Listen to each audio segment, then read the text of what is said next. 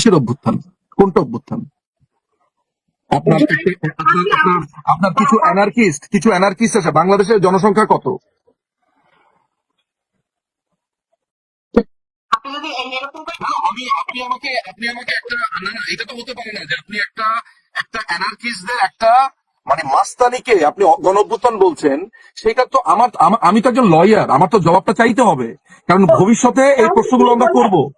একটা 18 কোটির আমি আপনাকে বলছি, 18 কোটির একটা জনসংখ্যার একটা দেশে, ঢাকাতে আপনার 2 থেকে 3 লক্ষ যদি আমি ধরি, যদি 2 লক্ষ ধরি,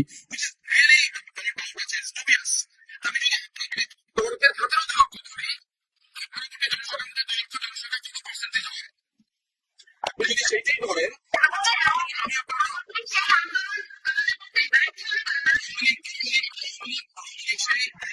আমি সেই মোকাবেলা করতে ব্যর্থ হয়নি।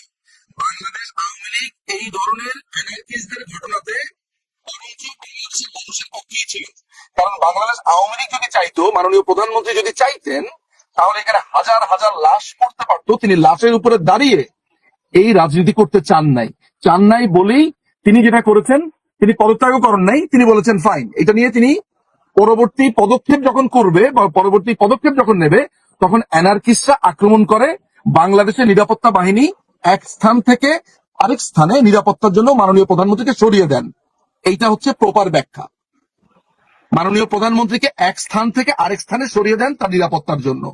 এবং কিছু গোলযোগকারী, কিছু অ্যানার্কিস্ট, কিছু নৈরাজ্যকারী, কিছু মাস্তান, এদের কারণে একটা দেশকে বা একটা দেশের একটা ঘটনাকে আপনি গণ অভ্যুত্থান বলতে পারেন না। এটা হচ্ছে আমার স্ট্যান্ডিং।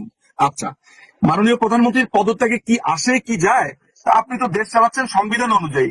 আপনি সংবিধান অনুযায়ী দেশ চালানোর পরে মাননীয় প্রধানমন্ত্রী থাকা অবস্থাতে ইন্টারিম গভর্নমেন্ট কিভাবে আসে? এটা সাংবিধানিক প্রশ্ন না? আপনি একটা রাষ্ট্র চালাবেন, রাষ্ট্র কিভাবে চালাবেন? এই রাষ্ট্রটা এসছে কিভাবে? একটা বড় বিপ্লব বা গণ অভ্যুত্থান বা মানুষের একটা বড় ধরনের বিপ্লবের মাধ্যমে সেটাকে আপনি মুক্তিযুদ্ধ, আমাদের মহান মুক্তিযুদ্ধের মাধ্যমে সংবিধান এসছে। সেই সংবিধানের গণমানুষের নেতা, গণমানুষের অবিসংবাদিত নেতা বঙ্গবন্ধু শেখ মুজিবুর রহমানের নেতৃত্বে আমরা এই দেশের শাসন সেভাবে দেশ চলেছে। আপনাকে সংবিধান মানতে হবে। আপনি যদি বলেন আপনি সংবিধান মানেন না, সংবিধান মানবেন না, সেটার জন্য বিচার ব্যবস্থা আছে। শোনেন, আপনাকে যদি কোনো ছিনতাইকারী আপনার কাছ থেকে ছিনতাই করে, ওই ওই মোমেন্টে আপনি হয়তো তার তার ছুরিকাঘাতের সম্মুখীন হলেন, আপনি সাথে সাথে প্রতিবাদ করতে পারেননি, কিংবা আপনার সম্পদ আপনি রক্ষা করতে তখন পারেননি, মানে এই না যে সেই কাজটা ভালো, তাই না? এখন এই যে রাষ্ট্রপতিকে এবং সেনাপ্রধানকেও সরিয়ে দেওয়ার কথা আমরা আসলে গত 2 মাস ধরেই আমরা শুনছি। বিভিন্ন সময় দাবিটিও এসেছে, আলাপ আলোচনাও এসেছে। এমনকি ফরহাদ মাজার যেই থিওরি তিনি দিয়েছিলেন বিপ্লবের, সেটি অনুযায়ী না হলেও সংবিধান বাতিল করে দিয়ে নতুন সংবিধানের আলাপ আলোচনা আমরা শুনতে পাচ্ছি। কিন্তু এই যে রাষ্ট্রপতি এবং সেনাপ্রধানকে সরিয়ে দেওয়ার চেষ্টার ফলাফলটি কি হতে পারে?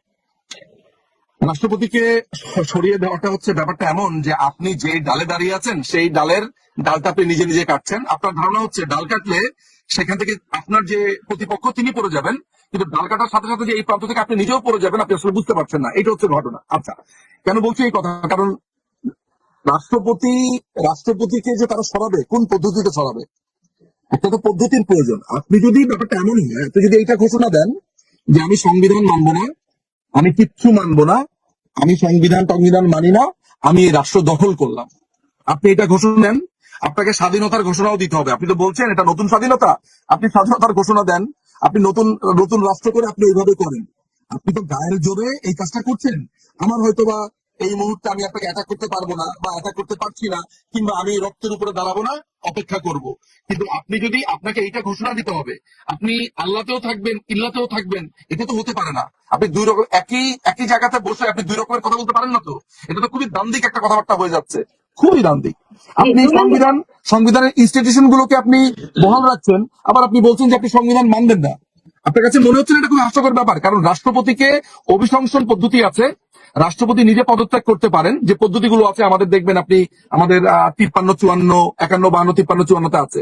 রাষ্ট্রপতি যদি পদত্যাগ পত্র দেয় তাহলে হতে পারে সেইটাও কিন্তু স্পিকারের কাছে দিতে হবে। রাষ্ট্রপতি যদি মানসিকভাবে সামর্থ্য না থাকে, অসুস্থতা জনিত কারণে হয়, সেটার জন্য তিনি জমা দিতে পারবে। সেটার জন্য সংসদের দরকার হয়। সংসদ তো ভেঙে দেওয়া হয়েছে, তাহলে সংসদ কোথায়? আপনাকে আইদার ওয়েতে যেতে হবে। আপনি যে ফরহাদ মজাহারের কথা বললেন, ফরহাদ মজাহার কিন্তু একই কথাই বলেছে যে আপনি তাহলে ঘোষণা দেন যে আপনি সংবিধান মানবেন না। সংবিধান না মেনে আপনি নিজের মতো করে ক্ষমতা দখল করেন, আপনি বলেন যে আমি নতুন করে সংবিধান বানাবো, তখন আমরা ভবিষ্যতে আমরা বুঝবো। তাহলে কি? তাহলে পুরো ব্যাপারটা হয়েছে যে আপনারা এবং আমরা প্রপার গৃহযুদ্ধের সূচনা, যুদ্ধ করব আমরা। আমার মুক্তিযুদ্ধে স্বাধীন করা দেশ, আমার মুক্তিযুদ্ধে স্বাধীন করা দেশ আপনি নতুন করে নিয়ে আপনি নতুন করে করবেন, তাহলে এই যুদ্ধ আমিও করবো। সিরিয়ার মতো, সোমালিয়ার মতো শুরু হয়ে যাবে। অলরেডি শুরু হয়ে গেছে civil war. It's red or us, তাই তো? অলরেডি গৃহযুদ্ধ শুরু হয়ে গেছে। আপনি বলেছেন যে আওয়ামী লীগকে আপনি কোথাও দাঁড়াতে দেবেন না, আপনি ছাত্রলীগকে নিষিদ্ধ করবেন, আপনি যুবলীগকে দাঁড়াতে দেবেন না। কেন ভাই? আমরা এই দেশের নাগরিক না? আপনি আমার বিরুদ্ধে কয়টা মামলা হয়েছে জানেন? 11টা মামলা হয়েছে। গতকালকে আমাকে 6 নম্বর আসামি করা হয়েছে বৈষম্য বিরোধী আন্দোলনের ক্ষেত্রে। আমি কি করেছি? আমি 17 জুন থেকে চেন্নাইতে ছিলাম আমার মার ক্যান্সারের চিকিৎসার জন্য। আমার অন্যায়টা কি? আমার নামে কেন মামলা হচ্ছে? আমি কি করেছি? ফেসবুকে লিখেছি। আমি কি কোনো পুলিশ? আমি কি কোনো আইজিপি? আমি একজন সাধারণ মানুষ। আমি আমি আপনার নন রেসিডেন্ট বেঙ্গলি। আমি আমি আমি আপনার ইংল্যান্ডে থাকি, আমি প্র্যাকটিসও করি, আমি বাংলাদেশে যাই। আমার নামে মামলা হয়েছে কেন? আওয়ামী লীগ সমর্থন করি। আপনার খাদ্যমন্ত্রী আব্দুর রাজ্জাকের পক্ষে একজন লয়ার দাঁড়িয়েছিলেন, মুস্তাফিজুর রহমান দীপু, তার নামে মামলা দেওয়া হয়েছে। আজকে আমাদের ব্যারিস্টার সুমন ভাই, তার পক্ষে একজন লয়ার আপনার সাংবাদিকদেরকে সাক্ষ্য দিচ্ছিলেন, তাকে মাথার ভিতরে পেছন থেকে একটা থাপ্পড় মারা হয়েছে। কেন? তিনি সাংবাদিকদের সাথে কথা বলছেন। আপনি ফেসিজম কাকে বলছেন? আমাকে? যে আপু, লিনু আপু যে বলছেন যে আমাকে ফেসিস্ট বলছেন, উনার কি এই গার্ডসটা আছে যে এগুলাকেও ফেসিজম বলা? যদি উনি এগুলাকে ফ্যাসিজম না বলে, তাহলে আমাকে বুঝা বলতে হবে ফ্যাসিজম মানে কি। আপনি আমাকে ফ্যাসিজম মানিটা বোঝান, তারপরে আমার আচরণ আর আপনার আচরণ দুটো আমি কম্পেয়ার করি। আপনি আমাকে গণ অভ্যুত্থান ফ্যাসিজম বলছেন, আর সেই সব সঙ্গে আপনার উপরে পড়ে, এটা কেমন কথা রে ভাই? মুক্তিযুদ্ধের সবচাইতে বড় ফসলটা কি? সংবিধান। মুক্তিযুদ্ধের কথা একদিকে বলছে, অন্যদিকে সংবিধান মানছে না। এটা নিয়ে কিন্তু কোনো কথা নাই। আচ্ছা, আমাদেরকে ফেসিস বলছে, আমরা গুম করেছি, মামলা দিয়েছি, কিন্তু এইটা বলছে না যে জেডাই খান পান্নার মতো লোক শুধু সমালোচনা করেছে বলে তার নামে মামলা হয়েছে। এইটা বলছে না যে আব্দুর রাজাকের পক্ষে একটা লয়ার দাঁড়িয়েছে, তার নামে মামলা দিয়েছে, এটা বলছে না। একটা মামলাতে 500, 600, 3000, 4000 জন অজ্ঞাতনামা, আমি ছিলাম চেন্নাইতে, আমার নামে মামলা, এটা বলছে না যে উনি কোত্থেকে এলেন। তার মানে হচ্ছে যে যেইটা তার জন্য কনভেনিয়েন্ট বা এই অ্যানার্কিস্টদের জন্য কনভেনিয়েন্ট, সেইটাকে কোনোভাবে রেখে রেখে সবকিছু শেখ হাসিনা। আপনি এক্ষুনি আলোচনা তোলেন আপনার নিকারাগুয়াতে ট্রেন দুর্ঘটনা, কোনো না কোনো ভাবে এই বাংলাদেশ কমিউনিস্ট পার্টি ঘুরে ফিরে এটাকে আপনাকে প্রমাণ করে দিবে এটা শেখ হাসিনার কারণে হয়েছে। ঠিক আছে?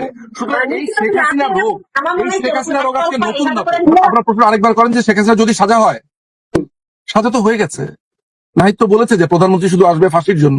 অলরেডি তো রায় ঘোষণা হয়েছে, অলরেডি রায় ঘোষণা করেছে একজন উপদেষ্টা। তিনি বলেছেন যে শেখ হাসিনা শুধু দেশে ঢুকবেন ফাঁসির রায়টা বরণ করার জন্য। অলরেডি রায় ঘোষণা দেওয়া হয়ে গেছে, আমরা শুনেছি। কোনোদিন অ্যাপিল, কারণ এই মামলার মধ্যে তো আমিও আছি, সমন তো আমার নামও জারি হয়েছে না, এই 45 জনের মধ্যে তো আমিও আছি বলে শুনেছি আমি, লিস্ট যেটা পেয়েছি সোফার। তার মানে আমাকে যদি, আমি আপনার সাথে কথা বলছি, আমারও তো একটা শাস্তি হবে, তাই তো? আমার নেত্রীর যদি ফাঁসি হয়, আমাকেও যদি ফাঁসি না দিয়ে যদি 10 বছরের দেয়, যাবজ্জীবন কারাদণ্ড দেওয়া হবে তো? এটা চলবে, এইভাবেই থাকবে। এই রায় আমরা রেখে দিব, এই রায়কে আমরা একেবারে গলার মালা করে রেখে দিব, কারণ এখানে থেমো না, এখানে আমরা থামবো না। এই মামলা বহুদিন পর্যন্ত চলবে। রিট্রায়ালের সুযোগ আছে, পুনর্তদন্তের সুযোগ আছে, সব সুযোগই আমরা জানি এবং সব সুযোগই আমরা নিব। আমাদের হতে কোনো আমাদেরকে শেখাচ্ছে, আমরাও শিখে নিলাম। আমরা তো কোনোদিন জানতাম না যে কেউ যদি পানি চায় তাকে আপনার গুলি করে মারা হয়। আমরা দেখলাম, আমাদেরকে তো সব শেখানো হচ্ছে। আমরা দেখেছি, আমাদেরকে এর আগে শেখানো হয়েছে যে আমরা বিরোধী দলে থাকা অবস্থাতে আমাদেরকে গ্রেনেড মেরে হত্যা করা যায়। আমরা এও জেনেছি যে আমাদের প্রধানমন্ত্রী থাকা অবস্থাতে আমাদেরকে সপরিবারে হত্যা করা যায়। ঠিক আছে, আমরা সব দেখলাম, ভবিষ্যতে আমরা দেখবো। আপনার কাছে শেষ প্রশ্ন রাখছি। আমি জানি আপনার সঙ্গে নানান ভাবে যোগাযোগ আছে অনেকেরই। আপনার কাছে যদি জানতে চাই যে শেখ হাসিনা ভারতে কেমন আছেন? ভালো আছেন, তিনি অসম